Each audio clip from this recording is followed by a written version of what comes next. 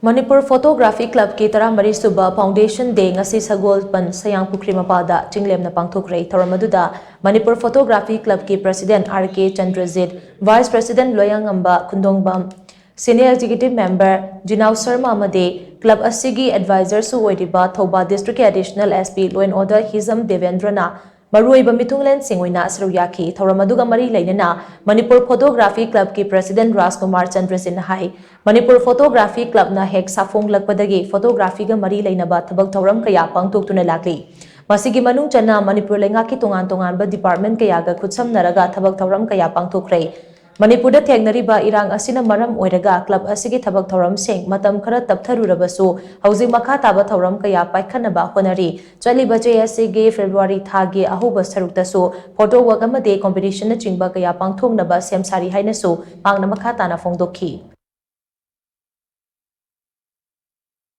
Hogiba Horopategi Manipur Photography na Hodorpagdagi Ngasibota Kona Satrapachida Akoina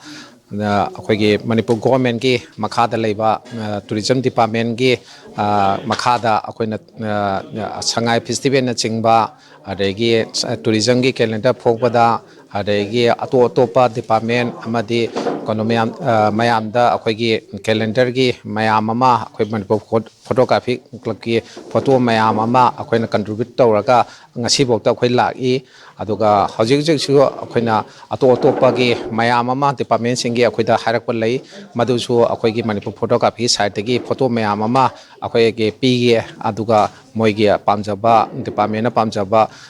Maduma Pandanduma Tunghanaba Manipur Photography Club Tegi member Mayamna Kana Honari Simasu Hojik Akoigi Konada Lejari